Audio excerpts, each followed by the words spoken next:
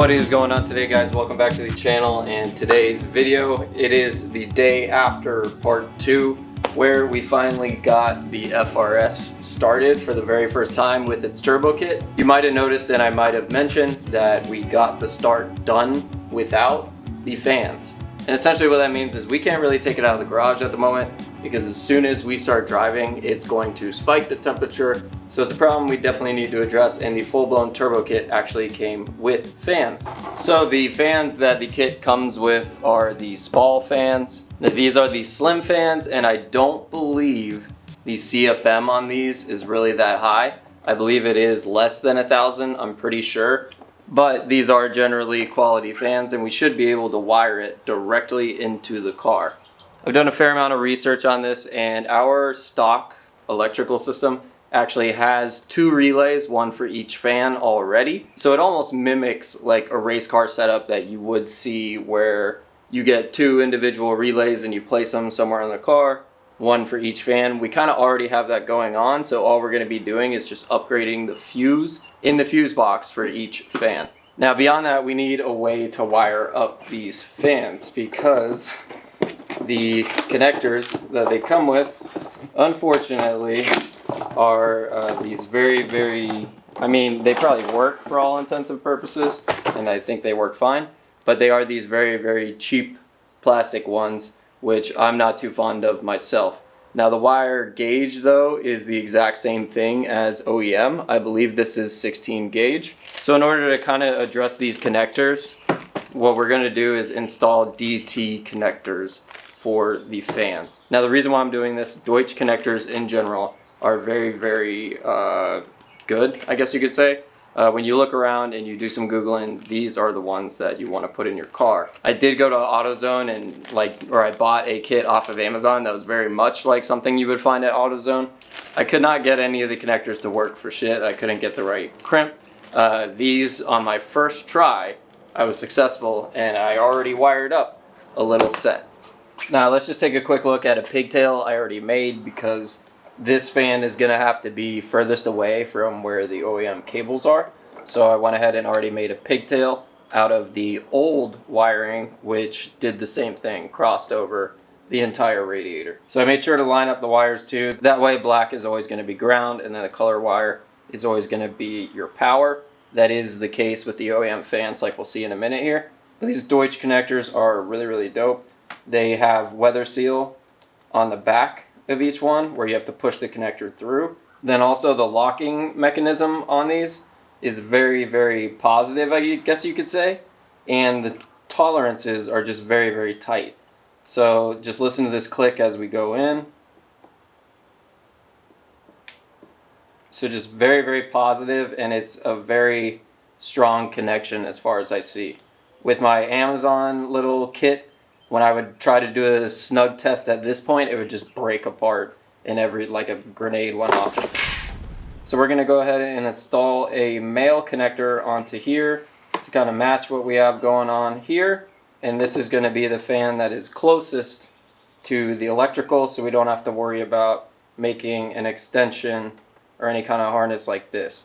We're gonna wire this directly into the car, and that's going to be about it. We're just going to cross our fingers, rely on hopes and dreams like we have for, you know, this entire turbo installed thus far, and see how that all pans out. You can find me up inside of, making the legs go up like Ferrari doors. Yellow house, get chips, boy. Don't sniff the boy, but I'm naughty like Tommy Boy. Go back like a Tarby cord, still here. Superman ended up in a wheelchair. I'm fresh like Bel Air. I paid my dues, and you trying to be cool up in Sunday school. Kid move when I'm flow better. Gon' copy, take it home, study it, then he gon' profit. In that rap game, gon' gossip. Even Herbie Hancock, no red rocket. Yo, red, stop it. Time is up. That's loud, the rhyme is us, cuz no one can stop me. Like right, yo, this how it sound when the boys underground. Check our style with some game over. Hey yo, this how it's down when the boys underground. Check our style, so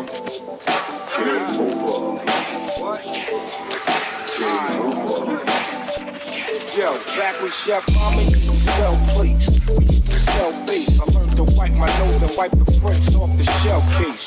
Don't want no gel case. 3 to 9, standing at Hell's Gate. It's hot and the devil's my cellmate. The game's addictive, I can't stop. It's like I'm chasing that first high. Like Betty Crocker baking that first pie. Serving stir fry, swerving off through your urban hurting. Every game corner you're working, I'm the bottom line. The school of hard knocks turned into Columbine. And my set is throwing a dollar sign. Some get pop, some get pop. Me, I got a zip like a bubblegum cushion selling Chris Rock. Nobody move, nobody shop. Left, I'm in the body shop.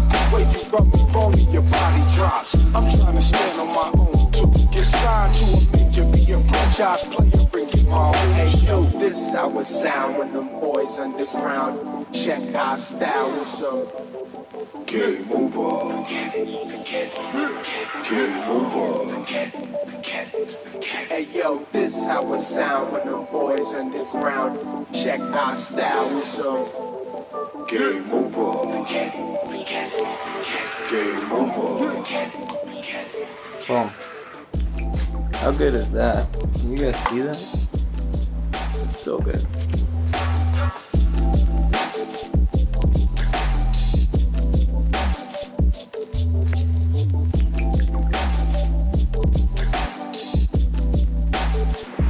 Alright guys, I think we're pretty much well done here. You've pretty much seen how we're going to do it. So I would test this, but it is not mounted securely, so if you were to test it right now, it could jump off. Not only that, it's going to be much easier to use the fasteners that we have if we take this completely off the car. So we're going to be dumping the fluid, taking the radiator completely off, and then also retrofitting our stock fan shroud.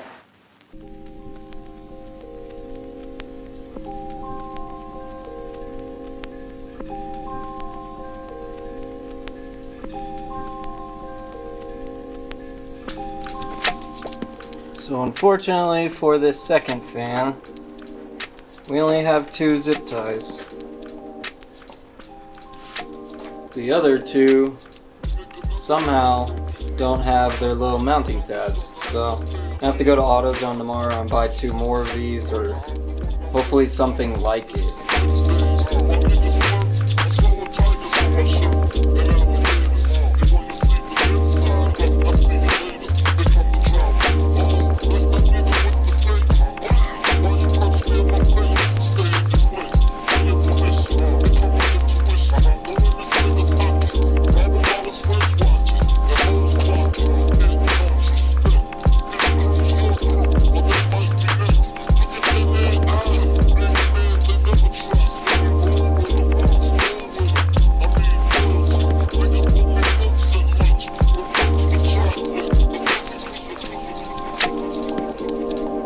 What is up guys, it is the next day slash night, definitely more so night. I had a lot going on that was wrong with this shroud, more in terms of concept of what a shroud does, and I'll explain that in a second, but we need to make up for some lost time and cut this thing so that we can keep at least the portion that holds on our overflow.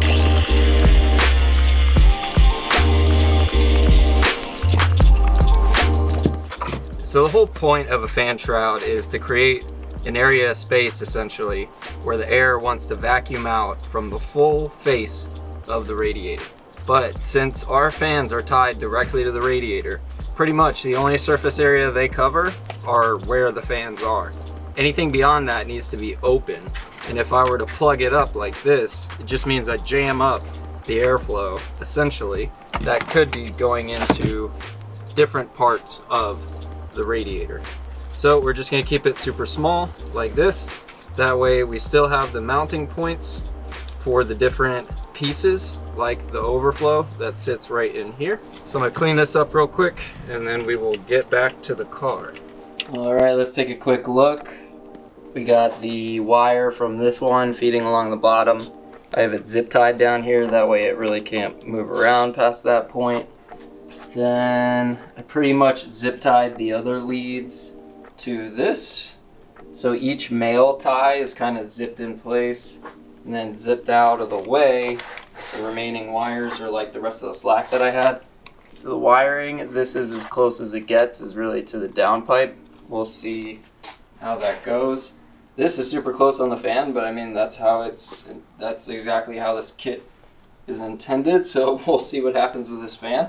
I'm just interested to see in the future, like with the shroud, how does that all work out? Because I would imagine it'd be thicker or, you know, using more room. So we shall see. I put a little foam pad under here, so this actually feels super solid now. It felt a little janky before, but with that foam pad in there, that is super good.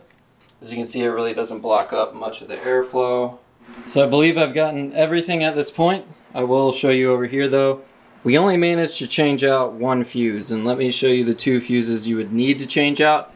The first one is fan number 1, which is right here. This 30 amp. This was a 25, but I took one of the spares. These 6 here are all spares, as you can see there.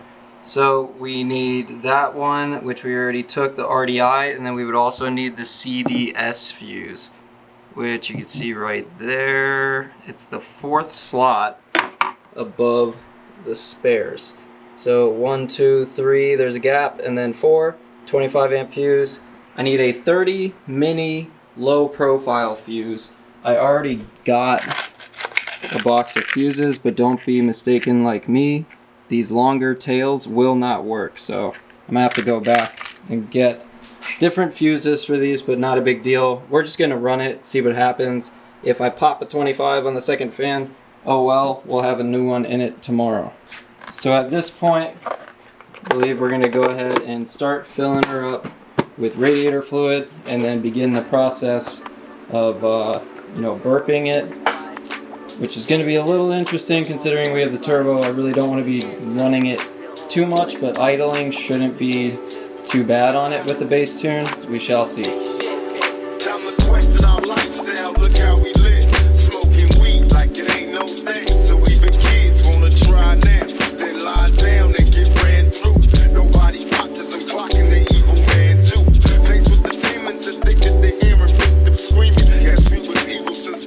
I have to be up extremely early tomorrow, so unfortunately I kind of have to cut it short tonight and also clean up this place a little bit because it looks like a bomb went off.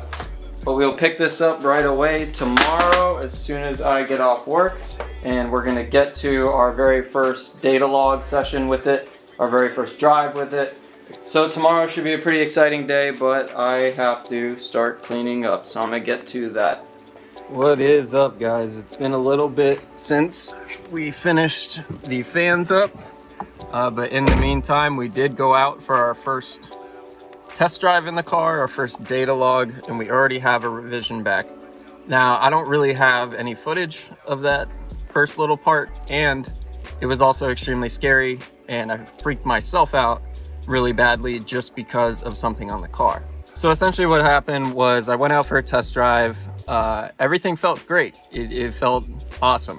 Went out with my cameras, of course, both of them died in the process, but nonetheless, we headed north. Everything was fine, which was with the wind. Then we turned around, started heading back, and heard horrible, horrible noise. And that noise was actually just an under panel that I didn't fasten down. So I didn't do the transmission cover, which holds down your fuel rail cover, which is like right here. So there was enough wind in the other direction that it was pulling my cover all the way down to the ground and creating a horrible scraping noise, which I thought was the turbo initially, just because it sounded like a turbo that kind of like went past its limits or something, and it's just like, I don't know how to explain it, but it didn't help at all that the noise was kind of happening with my RPM, because I would get to a certain speed and then the wind would be aggressive enough to pull it down. So I kept thinking, oh man, did I just blow this turbo? Turns out, just the under panel. So that's why we are kind of skipping ahead here, and I'm going to show you guys somewhat the process of doing this. I will share in this video the PDFs that were sent to me by Counterspace Garage, which let you know, or it's like an instruction manual of how to do this with EcuTek. And I think even if you're not buying EcuTek just now, it's probably a good thing to read through and just get a familiarization with it. So the second revision is already loaded up on the car, and all we're going to be doing is data logging. So I'm just going to be showing you the gist of the data logging, the summary. I'm not going to go through every single check that I'm checking off, but at least you'll get an idea of this process. And for safety here, every time I've gone out on a test drive, I'm bringing 2 fire extinguishers. That might seem a little crazy to you, but being in the drift world, I have seen enough cars set on fire to know that it's possible, even for a street car. All right, guys, we're at the point where we have set our parameters. It's ready to start recording. And when it's ready to start recording, it's going to have a red bar around the green loading bar, which, coming from the camera world, I thought as soon as I hit map access, when I very first did this, I thought this meant it was already recording. So I went ahead out for a whole drive with it like this. It didn't record anything. So what you got to do is click log to file, and now it's recording. So now with the green loading bar, we can go ahead and start. Hopefully I remembered everything. Much better idle than last time. Let's see if it freaks out though. It was doing that thing where it was like, Wah! No, it's much more behaved than it was before. All right, so now we just need to let the car warm up entirely before we go out. So I keep an eye on the temperatures, the coolant temperature as well as the oil temperature. Usually once the coolant gets to like 180 or so, you're pretty well good to start heading out because your oil temperature is right behind it. Another quick important note here, and it's going to be kind of hard to see, but VVT enabled is a very, very important thing. That is your variable valve timing. And you want to make sure that that is clicking on. You can see that 1 right there. That means currently it is on. If it is off, it'll be 0. And that middle bar is current status, the left bar is minimum, the right bar is maximum. So you want to always watch out for this one because you cannot push the car at all when your VVT is disabled. So just be very, very careful with that. And that is the one thing I would check beyond double checking that your temperatures are all good before you leave. Now it's warming up pretty good, but we have to wait till about, I think it's something like 80 degrees Celsius. I'll double check for the coolant real quick. I totally forgot to reset the throttle. I really wish I would have done it because it usually really, really sucks. But what you can do is while the engine is off and it's in the on position, just put the throttle 100 to 0 10 times. And then after that, once you start the car, it should help pretty much shortcut the dead pedal process that happens when you either remove your battery or flash a tune, etc. Anytime the ECU is somewhat reset, it has to relearn the throttle pedal. We're pretty much fully warm, 87 degrees Celsius in terms of coolant. So we're just gonna go do it to it.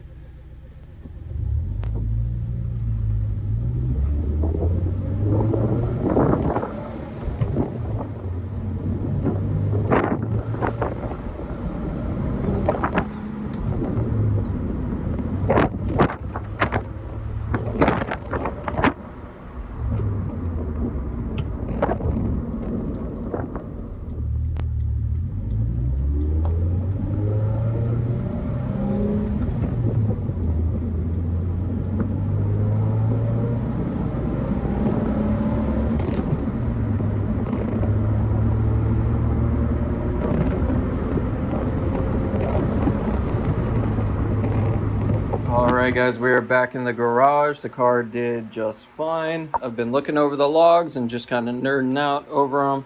I'm going to be sending them to Zach probably tonight. But that's going to conclude part 3 essentially, just because we're really on that last little bit where we have to be sending stuff to Zach, figuring out and troubleshooting if any problems come up.